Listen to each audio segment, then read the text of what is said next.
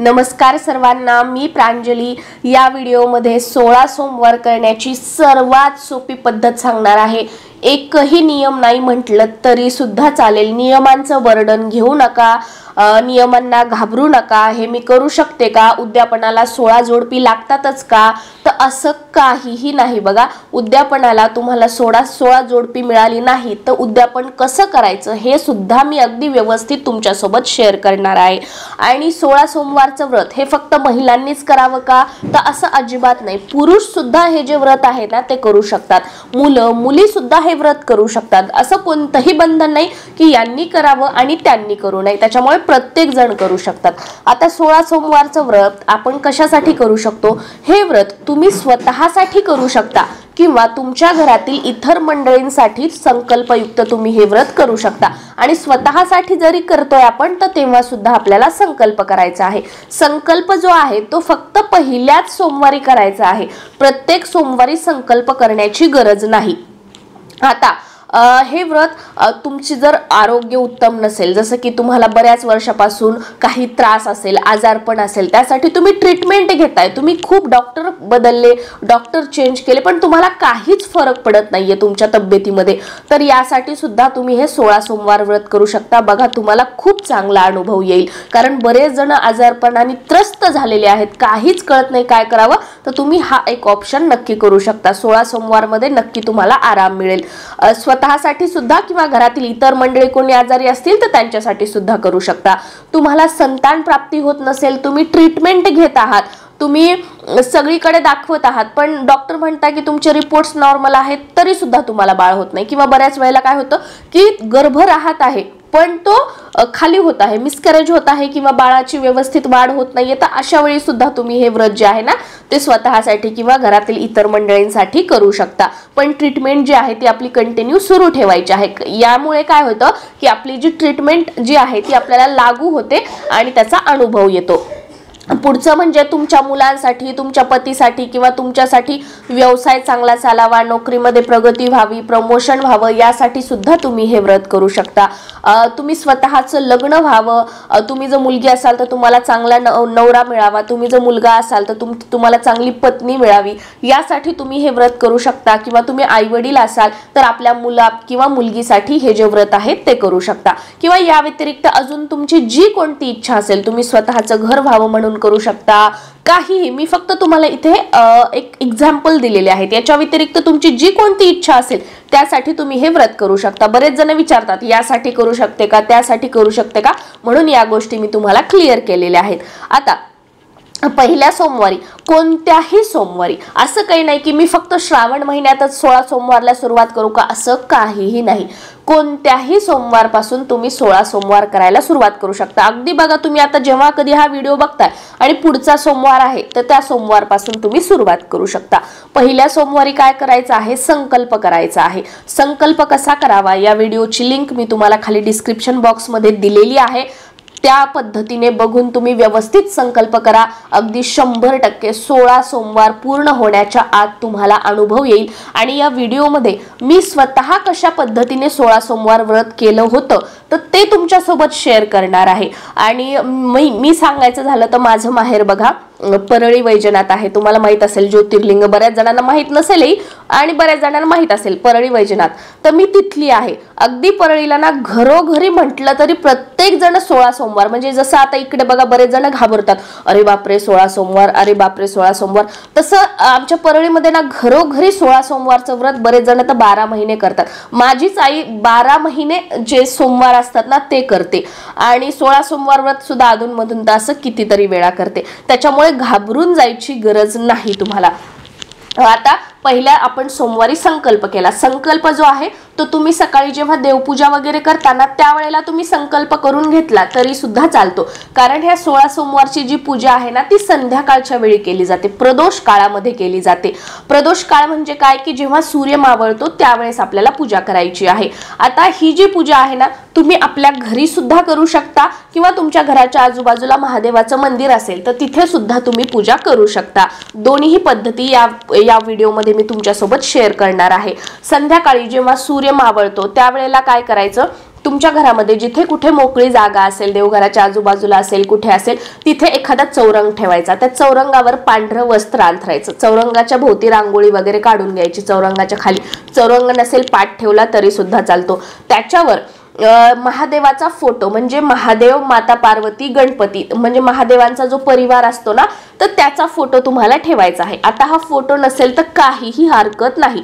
बरेच जण विचारतात आम्ही हा फोटो आमच्याकडे आहे, ठेवू शकतो का, म्हणून मी तुम्हाला सांगितलं. बाकी तुमच्याकडे नसेल तर आपल्याला काय करायचं आहे, देवघरामध्ये जे शिवलिंग आपल्याकडे आहे, महादेवाची पिंड, फक्त ती ठेवायची आहे. थोडेसे तांदूळ ठेवायचे, पांढरे रंगवलेले ठेवायचे नाही. थोडेसे पांढरे तांदूळ त्या चौरंगावर ठेवायचे आणि त्याच्यावर आपलं शिवलिंग ठेवायचं आहे. आणि फोटो असेल तर मागे भिंतीला टेकून फोटो ठेवायचा. त्याच्यासमोर हे जे शिवलिंग आहे तुमच्या देवघरातलं ते तुम्हाला ठेवायचं आहे. नॉर्मल जो आपण तेलाचा दिवा लावतो तो लावायचा. एक तुपाचा दिवा सुद्धा लावून घ्यायचा आहे. आणि त्यानंतर काय करायचं की जे शिवलिंग आहे ते आपल्या ताटामध्ये घ्यायचं आहे. म्हणजे जे तामण आहे, तामणामध्ये शिवलिंग घ्यायचं आणि त्याला अभिषेक करायचा आहे. शिवलिंगावरती अभिषेक करत असताना तुम्ही शिव अष्टोत्तर नामावली म्हटलं तरी सुद्धा चालेल, किंवा ओम नमः शिवाय किंवा श्री शिवाय नमस्तुभ्यम हा मंत्र म्हणून तुम्ही अभिषेक केला तरी सुद्धा चालेल.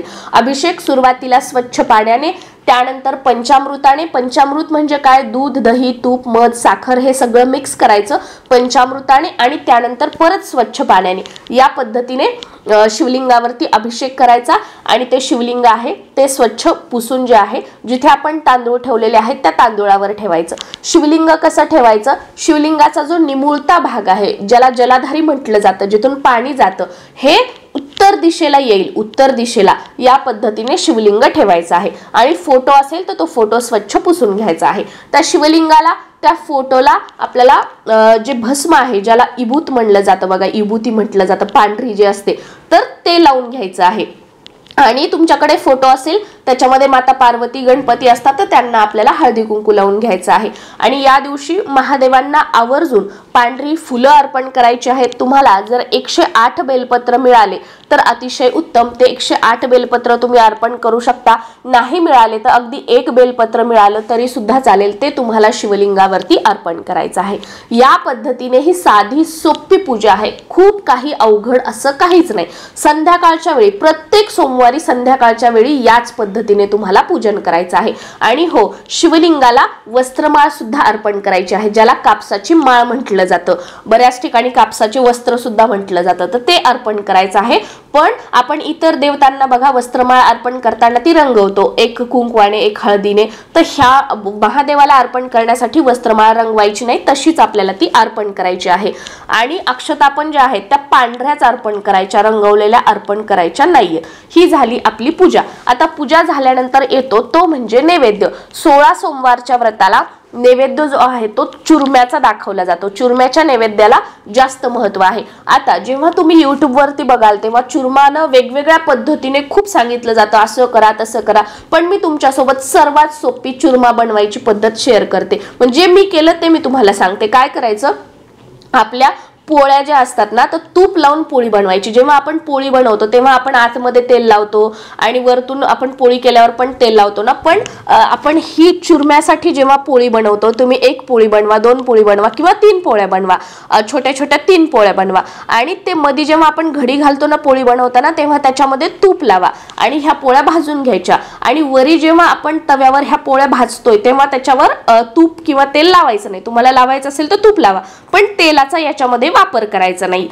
बरेच जण पोळीला चपाती म्हणतात, तर तुम्ही चपाती, जेव्हा त्या चपातीला मध्ये तेल लावताना तर तेलाऐवजी तूप लावायचं आहे चांगलं.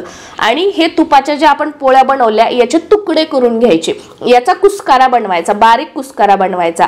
आणि हा कुस्कारा बनवत असताना त्याच्यामध्ये जेव्हा आपण पोळ्याचे तुकडे केले, मिक्सरमध्ये टाकले, त्याच्यामध्ये थोडंसं तूप टाकायचं आणि जो गूळ असतो ना तो गूळ थोडासा कुटायचा, किंवा तुमच्याकडे मोठी ढेप असेल तर ती थोडीशी खिसून घ्यायची आणि याच्यामध्ये टाकायची आणि मिक्सरमध्ये फिरवायचं, थोडंसं फिरवून घ्यायचं. मग काय होतं, याचं बाइंडिंग तयार होतं. आणि जसं आपण लाडू बांधतो ना त्या पद्धतीने याचे 3 लाडू बांधून घ्यायचे. तुम्ही 3 पोळ्या घेतल्या असतील तर जे त्याचं मिक्सचर तयार होईल त्याचे 3 लाडू बनवायचे.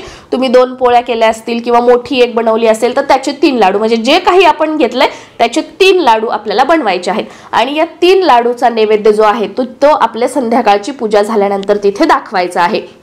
नैवेद्य दाखवल्याच्या नंतर आरती करायची आहे। सुरुवातीला गणपतीची आरती करायची आणि त्यानंतर महादेवाची आरती करायची आहे। महादेवाची आरती कोणती करायची तर आम्ही तरी बघा लवथवती विक्राळा ब्रह्मांडी माळा ही जी आरती आहे ना ती करतो। तुमच्याकडे कोणती करत असतील तर ती तुम्ही करू शकता। फक्त या 2 आरती करायच्या आणि त्याच्यानंतर नमस्कार करून आपण आपलं आसन सोडायचं आणि आवर्जून आपली ही पूजा झाल्यानंतर शिवलीलामृतामधील जो 11वा अध्याय आहे ज्याला रुद्राध्याय म्हटलं जातं तर तो या दिवशी पठण करायचा आहे।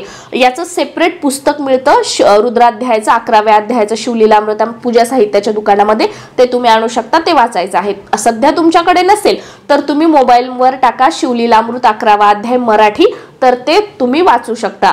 आणि तुमच्याकडे शिवलीलामृत ग्रंथ असेल त्यातून तुम्ही वाचला तरी सुद्धा चालेल, पण ग्रंथाला कसं असं आपण सारखं सारखं हात नाही लावू शकत, त्याचं पावित्र्य राखायचं असतं, म्हणून छोटंसं हे पुस्तक आणून त्यातून आपण वाचलं तरी चालेल। ही झाली आता पूजा संबंधित, काहीच अवघड नाही, फक्त हीच पूजा आहे बघा, बाकी काहीही नाही। असंच करावं तसंच करावं काहीही नाही। आता ही पूजा झाल्यानंतर उपवासाकडे आपण वळूया। उपवास कसा करायचा तर उपवासाच्या सुद्धा 2 पद्धती आहेत, या दोन्हीही मी तुमच्यासोबत शेअर करते। जेव्हा तुम्ही पहिल्या सोमवारी संकल्प करणार आहात त्याच दिवशी संकल्पामध्ये तुम्हाला बोलायचं आहे की तुम्हाला उपवास कशा पद्धतीने करायचा आहे। मी स्वतः 1 वेळा जेवण करून हे जे उपवास आहेत ना ते केले होते। आता पद्धत कशी म्हणजे दोन्ही पद्धती सांगते। पहिली 1 वेळा जेवण, तर दिवसभर उपवास करायचा। तुम्हाला गोळ्या वगैरे काही चालू असतील तर दिवसभरामध्ये तुम्ही दूध, चहा, कॉफी, ज्यूस, साबुदाणा वगैरे खाऊ शकता, फक्त भगर खाल्ली जात नाही, कारण महादेवांचा कोणताही उपवास असेल ना त्याला भगर, बरेच जण ज्याला वरई म्हणतात तर ते खाल्लं जात नाही। तुम्ही साबुदाणा खाऊ शकता तुम्हाला दुपारी गोळ्या वगैरे असतील तर, आणि तुम्हाला खायचं नसेल तर तुम्ही फक्त फ्रूट्स किंवा चहा, कॉफी, ज्यूस हे तुम्ही घेऊ शकता। आणि संध्याकाळी ज्या वेळेला आपण ही पूजा करतो, आपली पूजा झाल्यानंतर तुम्हाला हा जो उपवास आहे ना तो सोडायचा आहे। आणि दुसरी जी पद्धत आहे ती म्हणजे काय केली जाते, दिवसभर उपवास ठेवला जातो, साबुदाणा खाल्ला जात नाही, फक्त चहा, कॉफी, फळं घेतली जातात आणि संध्याकाळी आपली ही पूजा झाल्यानंतर फक्त चुरमा खाल्ला जातो। जो चुरम्याचा लाडू आपण नैवेद्य दाखवलेला आहे ना तो 1 लाडू खाल्ला जातो आणि उपवास सोडला जातो, जेवण केलं जात नाही। तर पहिल्या सोमवारी तुम्हाला डिसाईड करायचं आहे की तुम्हाला कशा पद्धतीने उपवास करायचे आहेत, कोणत्याही पद्धतीने तुम्ही करू शकता। आता हे जे आपण 3 चुरम्याचे लाडू नैवेद्य दाखवलेला आहे तर यातला जो 1 लाडू आहे तो आपण स्वतः खायचा आहे। जेव्हा आपण जेवण करतोय ना तर सुरुवातीला हा चुरम्याचा लाडू खायचा आपण, आणि त्याच्यानंतर जेवणासाठी जे काही वरण भात भाजी पोळी बनवलेला आहे ते आपल्याला खायचं आहे। आणि प्रत्येक सोमवारी स्वयंपाक बनवत असताना कांदा लसूणचा वापर करायचा नाही, ते तामसिक भोजनामध्ये येतं, तामसिक पदार्थामध्ये मानलं जातं, त्याच्यामुळे घरातील सर्वांच्या पण ह्याच्यामध्ये या दिवशी कांदा लसूणचा वापर तुम्ही करू नका। आणि असं शक्य नसेल, घरातली ऐकत नसतील तर तुमचा जेव्हा तुम्ही उपवास सोडण्यासाठी बनवताय तर किमान त्याच्यामध्ये तरी कांदा लसूणचा वापर आपल्याला करायचा नाहीये। आणि नुसता चुरमा खाऊन जर तुम्ही उपवास सोडत असाल तर कांदा लसूणचा काही प्रश्नच येत नाही। या पद्धतीने दुसरा जो चुरम्याचा लाडू आहे तो तुम्हाला गाईला खाऊ घालायचा आहे। आणि तिसरा जो चुरम्याचा लाडू आहे तुमच्या घराच्या आजूबाजूला जिथे कुठे महादेवाचं मंदिर असेल ना तिथे तुम्हाला नेऊन ठेवायचं आहे।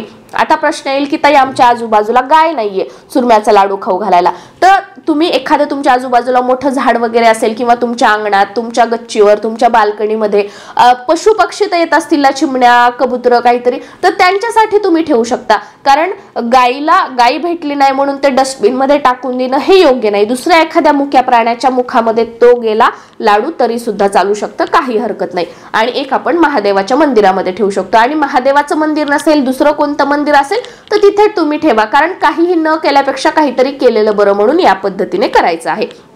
हे झालं 3 लाडूचं, 2 आपलं उपवासाचं। आता तुम्ही फक्त चुरमाचा लाडू खाऊन उपवास करत असाल तर संध्याकाळी प्रदोष काळात चुरम्याचा लाडू खाऊन उपवास सोडायचा आणि दुसऱ्या दिवशी सकाळी स्नान वगैरे झाल्यानंतर मग दुसऱ्या दिवशी तुम्हाला साधं कांदा लसूण न वापरता स्वयंपाक बनवायचा आहे। आणि 10-11 वाजता सकाळी जेव्हा आपण जेवण करतो तर त्यावेळेला हा जो सोमवारचा उपवास आहे तो तुम्हाला दुसऱ्या दिवशी मंगळवारी सोडायचा आहे। या पद्धतीने करायचं।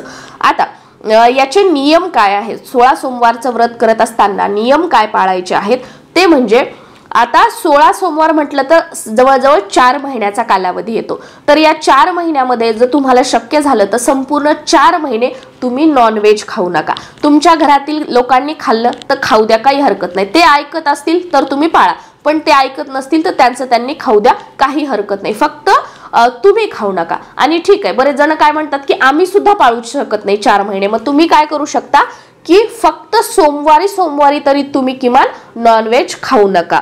आणि तुमच्या घरामध्ये सुद्धा कोणाला सोमवारच्या दिवशी नॉनव्हेज बनवू द्यायचं नाही आणि त्यांनाही खाऊ द्यायचं नाही. आता ब्रह्मचर्य जे आहे ते फक्त तुम्हाला सोमवार पाळायचं आहे. ज्या दिवशी तुमचा सोमवार आहे त्या दिवशी तुम्हाला ब्रह्मचर्याचं पालन करायचं आहे. एखाद्या सोमवार तुमचा पिरियड्स मध्ये गेला तर त्या सोमवारी उपवास धरायचा आणि त्याच्या पुढच्या सोमवारी तुम्हाला व्यवस्थित पूजा वगैरे करून उपवास करायचा आहे. आणि ज्या दिवशी पिरियड्स मध्ये तुम्ही उपवास धरलेला सोमवार तुम्हाला 16 सोमवार मध्ये काउंट करायचा नाहीये. तुम्हाला सुतक आलं तर सेम तुम्हाला फक्त उपवास करायचा आहे. ते जे सोमवार आहेत ते तुम्हाला 16 सोमवार मध्ये काउंट करायचं नाही. तुम्ही कुठे गावाला वगैरे कुठे गेला तर तिथे सुद्धा तुम्हाला उपवास धरायचा आहे, पण तो सोमवार 16 सोमवार मध्ये काउंट होणार नाही. या सगळ्या गोष्टी क्लिअर झाल्या. यापेक्षा दुसरे अजून काही अवघड असे नियम नाही. आता वळूया उद्यापनाकडे. उद्यापन कसं करायचं तर उद्यापन जे आहे ते तुम्ही 16व्या सोमवारी करू शकता किंवा 17व्या सोमवारी तुम्ही उद्यापन केलं तरी सुद्धा चालू शकतं. उद्यापनाच्या दिवशी सेम आपण जशी पूजा केली प्रत्येक सोमवारी त्याच पद्धतीने पूजा करायची आहे. आणि तुम्हाला जर 16 जोडपी मिळाली तर 16 जोडप्यांना बोलवायचं, त्यांना जीव घालायचं आणि त्यांच्या जे आपण स्वयंपाक बनवणार आहोत त्याच्यामध्ये चुरमा जो आहे तो आवर्जून बनवायचा आहे आणि प्रत्येकाला चुरमाचा एक लाडू जो असेल तो आवर्जून द्यायचा आहे. आणि बरेच जण आजकाल तर काय बघा गिफ्ट देणार, कपडे देणार, हे करणार ते करणार. म्हणजे 16 सोमवारचं उद्यापन एखाद्या व्रतासारखं केलं जातं. जसं की एखाद्या गरीबाची साखरपुडा होईल एवढं मोठं म्हणजे उद्यापन करतात, जसं की कार्यालय हॉल वगैरे करून. तुम्हाला तसं करायचं असेल तुम्ही करू शकता, काहीही हरकत नाही. म्हणजे आणि याच्यात काही चुकीचं नाही, कारण तुम्हाला आवडत असेल तुमची तशी ऐपत असेल तर आपण करू शकतो. पण आपण साधारण आहोत, आपल्याला एवढं करणं शक्य होत नाही. तर काय करायचं, शेवटच्या दिवशी म्हणजे 16व्या सोमवारी सेम पूजा करायची आणि त्यानंतर आपण काय करायचं की 16 वेगवेगळे शिदे काढायचे. शिदा म्हणजे काय आणि तो काय काय त्याच्यामध्ये साहित्य असतं याचा व्हिडिओ आपल्या चॅनलवर आहे, तो तुम्ही बघू शकता. त्या व्हिडिओची लिंक मी तुम्हाला खाली डिस्क्रिप्शन बॉक्समध्ये देत आहे, त्याच्यातून तुम्ही बघू शकता शिदा कसा द्यायचा असतो. त्या पद्धतीने 16 शिदे तुम्हाला तयार करायचे आहेत आणि हे 16 शिदे तुम्ही महादेवाच्या मंदिरामध्ये जाऊन तिथे ठेवू शकता, तिथे अर्पण करू शकता. किंवा तुम्ही रस्त्याच्या कडेला बघा गरीब लोक असतात तर तुम्ही 16 गरीब लोकांना हा जो शिदा आहे तो तुम्ही तिथे देऊ शकता, त्यांना दान करू शकता. म्हणजे आपण काय बघा की 16 लोकांना दिला, आपल्यासारख्या चांगल्या मोठ्या लोकांना तर कोणीही करेल. पण खरं म्हणजे काय की आपण बघा 16 सोमवारच्या दिवशी उद्यापना दिवशी 16 जोडपे मिळवतो, त्यांना आपण खाऊ घालतो, म्हणजे काय अन्नदान करतोय. आणि हे सुद्धा शिदा आपण एखाद्या गरीब व्यक्तीला देतोय तर हे सुद्धा आपल्याकडून अन्नदानच होत आहे. त्याच्यामुळे आपल्याला लक्षात काय ठेवायचं की 16 जोडपी जर नाही मिळाले तर माझं 16 सोमवार अपूर्ण राहिलं, मग काही चुकीचं होणार, असं का तसं का, असं अजिबात नाही. आपल्याला अन्नदान करण्याशी मतलब. मग तुम्ही 16 शिदा काढून 16 गरीब लोकांना तुम्ही तो द्यायचा आहे. तर या पद्धतीने झालं हे आपलं साधं सोपं उद्यापन.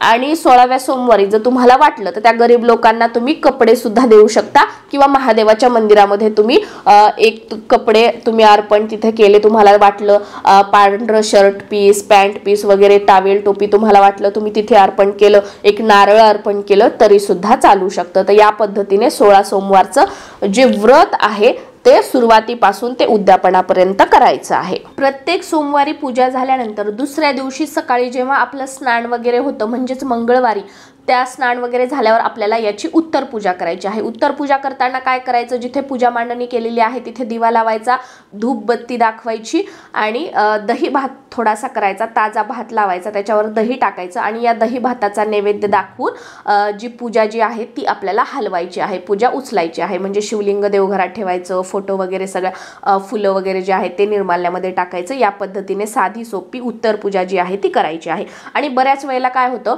की सोमवार आणि दुसरा एखादा उपवास एकत्र येतो, जसं की सोमवार एकादशी असेल किंवा सोमवार पौर्णिमा असेल किंवा अजून कोणता उपवास असेल एकत्र येतो. मग अशा वेळेस काय करायचं हा बऱ्याच जणांना प्रश्न पडतो. तर समजा एकादशी बऱ्याच वेळेला येते, तर मग काय करायचं, तुम्ही जर एकादशीचा उपवास धरत असाल किंवा कोणतेही सणवार व्रत वैकल्य काही असेल त्याचा तुम्हाला उपवास असेल आणि त्या दिवशी तुमचा 16 सोमवार मधील सोमवार आलेला असेल तोही तुम्हाला उपवास असेल तर अशा वेळेला हा 16 सोमवारचा सोमवार तुम्ही 16 सोमवारमध्ये काउंट करू नका. तुमचा जो उपवास आहे जो आलेला आहे तो तुम्हाला धरायचा आहे. आणि तुम्हाला एकादशीचा उपवास नाहीये किंवा जो कोणता सणवार असेल त्याचा उपवास नाहीये तर 16 सोमवारचा सोमवार तुम्हाला धरायचा आहे आणि 16 सोमवारमध्ये तो काउंट सुद्धा करायचा आहे. आय होप तुमच्या सगळ्या प्रश्नांची उत्तरं मी तुम्हाला दिलेली आहेत. तरी सुद्धा काही राहिले असतील तर कॉमेंटमध्ये तुम्ही विचारू शकता. नमस्कार.